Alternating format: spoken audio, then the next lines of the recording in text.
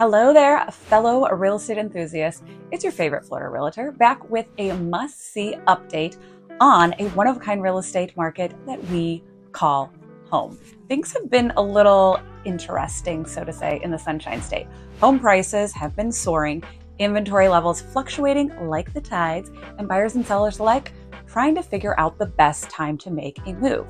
Well, buckle up because I'm going to break down all the latest trends, insights, and forecasts for the Florida real estate market in 2024. We're at the end of Q1, so I think it's time to assess, don't you? So let's dive in. I value your time, so here are some chapters that you can expect today.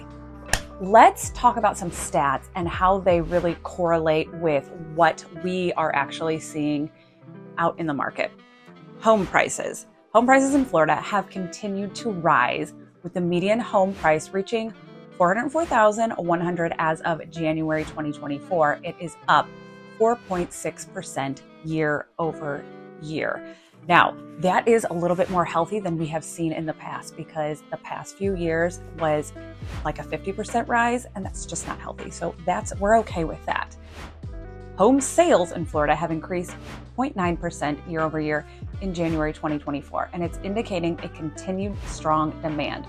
However, the number of closed sales did drop slightly from 2022 to 2023. Housing inventory levels in Florida have increased the most in the nation on a year-over-year basis, up 34%. And this is particularly concentrated in the Southwest Florida area, which is where I am, in markets like Cape Coral and Fort Myers, also Charlotte County, which is where we currently reside. There was a big impact from Hurricane Ian. We literally got smacked with it almost 2 years ago. And kind of what happened with that was we saw a lot of blue roofs. So why did we have so many blue roofs? So like if you were to fly over this area, probably within the last year and a half, there were a lot of blue roofs. And that's because all the roofs were tarped, because after Hurricane Ian, there were several roofs that just got destroyed, along with everything else. So it took some time for the houses to really get put back up to speed. So there was a whole nice lull of like a year and a half or so where people could not sell their home, even if they wanted to, because they had insurance claims on them. So all of a sudden, when all of this work finally gets done, people who are ready to size up or size down or whatever their life changes might be were completely changed, because now they're able to sell their house. And we have a whole influx of homes that are ready to be sold right away at the same time. So inventory rates seem to kind of skyrocket. So that's kind of what we're seeing out there. And that is why, particularly in this area where we got smacked with Hurricane Ian, he was a mean one. Trust me, I was here. Check out this video if you want to see a little bit about Hurricane Ian and its wrath of destruction. It was crazy.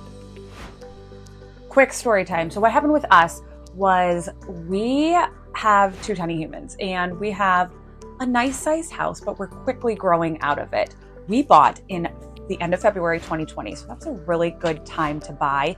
Money was practically free at that time. We have an interest rate that is under 3%, which is amazing. And I have sad news. It probably won't get to that point. Maybe not in our lifetime. I don't know. But most likely, it's not looking like that for a really long time, at least. Now the interest rates are more than double that. So it doesn't make sense for us to make a move yet, just because most people that aren't cash buyers kind of think of home buying in terms of how much is it going to pay per month. That's how a lot of people go about their business when it comes to buying a home. It makes sense. That's how people budget.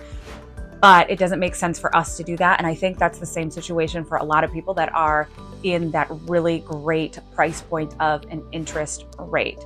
So we will be sitting still for now until that happens. Now, what we are also seeing out there in terms of what are happening with buyers in comparison with what we saw a couple years ago, is that we are actually having the ability to negotiate a little bit more with buyers as they are buying from sellers. So that's a great thing. Even with inspections and things like that, it's a whole different ballgame, because we're getting more of that inventory. So it's slowly shifting just a little bit into more of a buyer's market. So buyers are getting a little bit more of that power, even though they're dealing with those high interest rates. There's always a possibility for some buy downs, some seller concessions.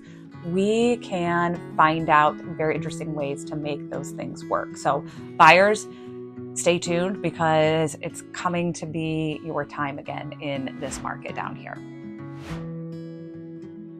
All right, what about the mortgage rates? While they're still elevated, we have started to see a little bit of a decline, with an average 30-year fixed rate expected to drop from about 7.5% currently to 6.3% at the end of 2024. This is something that could really help bring more buyers back into the market. What happened with us? Okay, what about Florida's population? Florida's population and job growth has been strong, driving continued demand. However, the state is still facing a shortage of new home construction, with only about 20,000 new homes being built annually, which really surprised me, versus a need for about 200,000. We still have a lot of people coming down to Florida. What about the market overall? The Florida real estate market is showing signs of a slowdown, but is not expected to crash.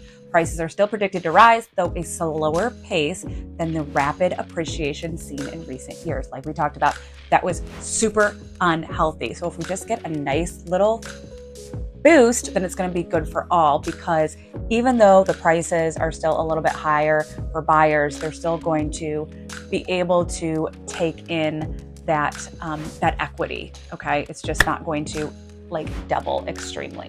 So this was just a quick overview of what we're seeing in the real estate market down here in the Sunshine State, and particularly Southwest Florida, which is a great place to live. Have I mentioned that before? Because it is. If you are interested in making paradise the place where everyone vacations, your permanent vacation, then let's talk. And I highly suggest that you check out this video right here about new construction homes, because buyers of those down here anyway are really the winners in this market for many reasons. Do you want to know why? Check out the video and I'll tell you exactly why. Thank you so much for staying tuned. And if you stay tuned until the end, please like and subscribe, all the things, and stick a little martini emoji or maybe a beer emoji down in the comments, because you know what? It's 5 o'clock somewhere and it's time to cheers to a good life down here in sunny Southwest Florida. I know that's a little cheesy, but I don't care. I love it down here and I want you to come down here as well. Thanks for watching, and I will see you on the next one.